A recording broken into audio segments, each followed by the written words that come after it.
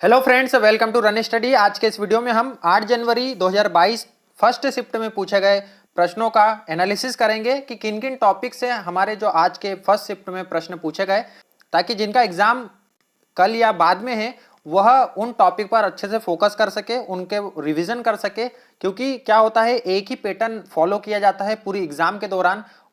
जिन topic से question पूछे जा रहे हैं वो पूरा टॉपिक आपको रिवाइज करके जाना है, ठीक है ना। तो आज जानेंगे और उन्हीं टॉपिक का आपको रिवीजन भी आज के दिन ही कर लेना है, ठीक है। तो पहला क्वेश्चन देखेंगे, होलकर वंश की स्थापना के बारे में एक क्वेश्चन आया था। तो होलकर वंश के बारे में आप लोग पूरा की पूरा होलकर वंश को पढ़ लेंगे।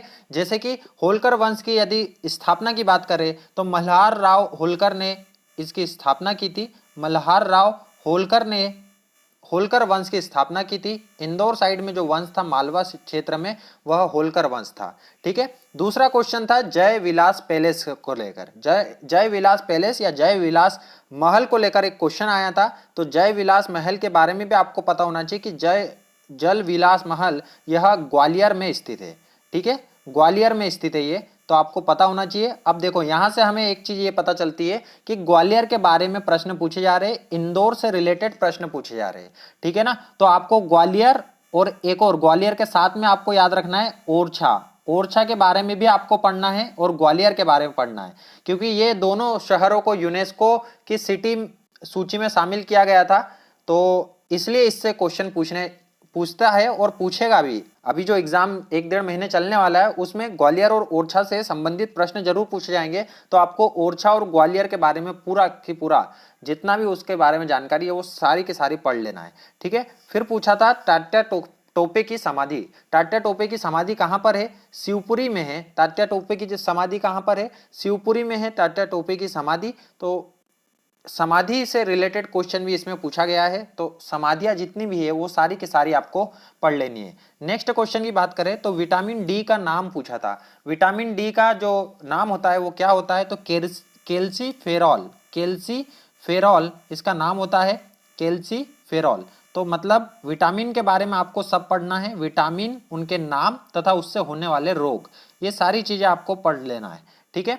एरन अभिलेख के बारे में पूछा था। एरन गांव कहां पर है? तो ये सागर जिले में एक गांव आता है एरन। वहां पर काफी अभिलेख प्राप्त हुए थे, जिसमें सबसे फेमस भानुगुप्त का अभिलेख था। भानुगुप्त, जिसमें सती प्रथा का लिखित साक्ष्य मिला है हमें।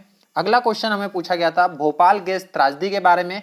भोपाल गैस त्रासदी के बारे में याद रखना, 1983-84 में मध्य रात्रि को यह घटना हुई थी, जिसमें मिथाइल आइसोसाइनाइड स्रावित हुई थी और फैक्ट्री का नाम था union carbide factory. Union carbide factory ये फैक्ट्री थी भोपाल गैस त्रासदी की, 1983 में ये हुई थी, ठीक है। आगे बढ़ेंगे, दिल्ली राजधानी कब बनी? इस प्रकार का क्वेश्चन आया था कि दिल्ली राजधानी कब बनी। तो 1911 में इसकी घोषणा कर दी गई थी और दिल्ली दरबार में इसकी घोषणा की थी जॉर्ज पंचम के आगमन पर, और 1912 में यह राजधानी आधिकारिक रूप से बन गई थी। नेक्स्ट क्वेश्चन आया था धान का कटोरा किस को कहा जाता है? धान का कटोरा किसको कहा जाता है? तो यदि राज्यों की बात करें तो धान का कटोरा राज्यों में छत्तीसगढ़ को कहा जाता है। और यदि मध्य प्रदेश का कोई सा जिला पूछता कि मध्य प्रदेश के किस जिले को, तो बालाघाट को, मध्य प्रदेश के बालाघाट जिले को धान का कटोरा कहा जाता है, ठीक है। आगे बढ़ेंगे, लाल बाग पैलेस के बारे में पूछा गया था। लाल बाग पैलेस ये कहां पर स्थित है? लाल बाग पैलेस, तो आपको ध्यान रखना है लाल बाग पैलेस ये जो है इंदौर में स्थित है। होलकर राजाओं का यह निवास स्थान था लाल बाग पैलेस, ठीक है। आगे बढ़ेंगे, तानसेन की समाधि के बारे में। समाधियों से रिलेटेड काफी क्वेश्चन पूछे गए, तो समाधि को आपको अच्छे से टॉपिक को पढ़ लेना है आज के दिन ही। तानसेन की समाधि कहां पर है? तो तानसेन की जो समाधि है यह ग्वालियर में है, तानसेन की समाधि। तानसेन उत्सव भी एक मनाया जाता है। तानसेन उत्सव के बारे में भी आपको याद रखना है कि तानसेन उत्सव भी ग्वालियर में मनाया जाता है। दिसंबर महीने में तानसेन उत्सव मनाया जाता है और यह 4 दिवसीय होता है। अगला है दिवस के बारे में पूछा गया था, संविधान दिवस। कि संविधान दिवस कब मनाया जाता है? तो 26 नवंबर 1949 को पहली बार संविधान के कुछ आंशिक अनुच्छेद, 15 अनुच्छेद को हमने क्या किया था? लागू कर दिया था। इसलिए 26 नवंबर 1949 को संविधान दिवस के रूप में मनाते हैं। संविधान जो है इस दिन पूरा बन गया था हमारा, ठीक है। तो संविधान दिवस या कानून दिवस 26 नवंबर के दिन मनाया जाता है, ठीक है। चलने फिरने में कौन सी मांसपेशी जो है वह सहायक होती है, तो यह कंकाल जो पेशियां होती है, कंकाल पेशियां, यह चलने फिरने में सहायक होती है। ये बायो से रिलेटेड क्वेश्चन था। आगे बढ़ेंगे। मध्य प्रदेश का सबसे बड़ा अभ्यारण्य पूछा गया था। अभ्यारण्य भी आपको आज रिवीजन कर लेना है, बड़ा छोटा ये सारे के सारे आपको पता होने चाहिए। तो नोरादेही अभ्यारण्य जो है यह सबसे बड़ा अभ्यारण्य है, नोरादेही अभ्यारण्य। ठीक है। आईपीएल 2021 से क्वेश्चन था, आईपीएल 2021 से क्वेश्चन था। तो आईपीएल 2021 में विजेता टीम कौन सी है? विजेता टीम है हमारी सीएसके, चेन्नई सुपर किंग। और मैच किसके बीच में हुआ था? तो केकेआर, कोलकाता नाइट राइडर्स के बीच में हुआ था, जिसमें सीएसके विजेता हुई है। सबसे ज्यादा बार विजेता कौन सी टीम होती है? तो मुंबई इंडियंस सबसे ज्यादा बार विजेता है, 5 बार अभी तक खिताब जीते हैं। चेन्नई सुपर किंग की बात करें तो 4 बार चेन्नई सुपर किंग ने खिताब जीते हैं। और इसमें आपको जो आईपीएल से रिलेटेड क्वेश्चन है वो भी 2021 और 2020 ये दोनों आईपीएल आपको करने हैं, 2021 2020, क्योंकि आने वाले समय में आईपीएल के बारे में क्वेश्चन पूछना कंफर्म है, क्योंकि आज से शुरुआत हुई है तो आज भी पूछा है, तो आने वाले समय में भी आईपीएल से क्वेश्चन जो वो जरूर पूछेगा। ओलंपिक से क्वेश्चन पूछ सकता है। हाल फिलहाल के जो भी इवेंट हुए उन सबको आपको करके रख लेना है। ठीक है। भीम बेटिका की खोज के बारे में पूछा था कि भीम बेटिका की खोज किसने की है? तो भीम बेटिका कहां पर आती है? पहले तो आपको यह पता होना चाहिए। भीम बेटिका की खोज वीएस वाकड़कर द्वारा की गई है ना, वीएस वाकड़कर के द्वारा भीम बेटिका की खोज की है। 2003 में इसको वर्ल्ड यूनेस्को साइट्स में शामिल किया था।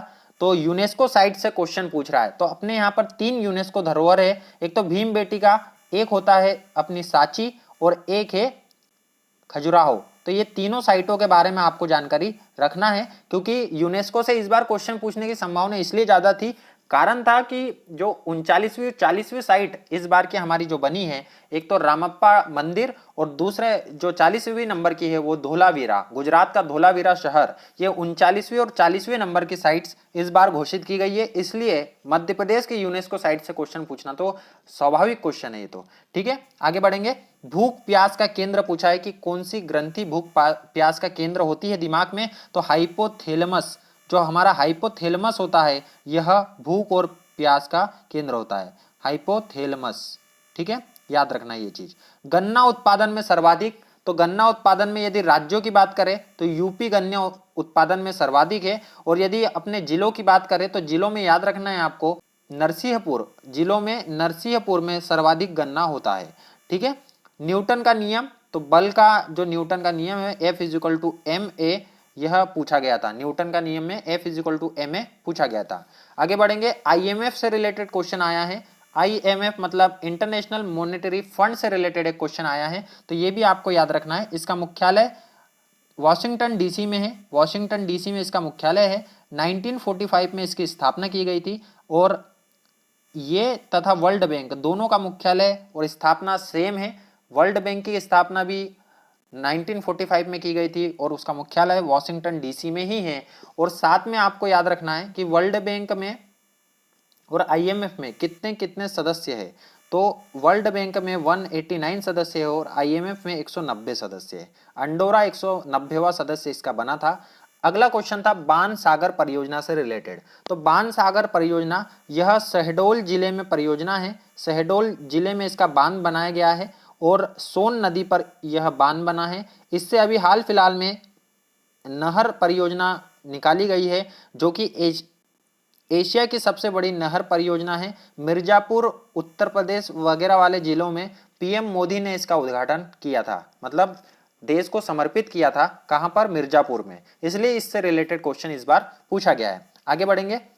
रीजनिंग की बात करें तो रीजनिंग में वही जो पुराना पैटर्न था, सीरीज के 3-4 क्वेश्चन आए थे, कथन एवं निष्कर्ष के क्वेश्चन पूछे गए थे। तो आपको ये भी चीजें फिर से रिवाइज कर लेना है। मैथ्स में यदि बात करें तो परिमाप के क्वेश्चन, एडवांस मैथमेटिक्स, सरलीकरण, कार्य एवं समय, अलजेब्रा, इससे मेनली क्वेश्चन पूछे गए थे। तो ये सारे के सारे आपके जो मेन टॉपिक थे आज के, ये आपको कर लेना है। तो मेन जो टॉपिक है आपको समझ में आए होंगे। समाधि से रिलेटेड क्वेश्चन भी आए थे, तो समाधि को पढ़ लेना है आपको। आईपीएल पढ़ना है, विटामिन्स पढ़ना है। ठीक है। इसके बाद आप क्या पढ़ोगे? उत्सव पढ़ लेना है सभी।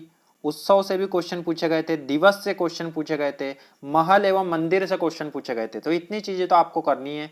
हमारे इस चैनल पे यदि आपने पहली बार विजिट किया है तो चैनल को जरूर सब्सक्राइब कर लीजिए। हम डेली पेपर के बाद में एनालिसिस करेंगे, हर शिफ्ट का, और साथ में उससे रिलेटेड आपको वीडियो भी प्रोवाइड करवाए जाएंगे कि जो भी इंपॉर्टेंट टॉपिक्स उसमें पूछे जा रहे हैं पेपरों में वो आपको वीडियो के तौर पे मिल सके। ठीक है, तो यदि वीडियो अच्छा लगा तो वीडियो को लाइक जरूर कर दे। मिलते हैं नेक्स्ट एनालिसिस में, तब तक के लिए good bye and thank you. जय हिंद, जय भारत।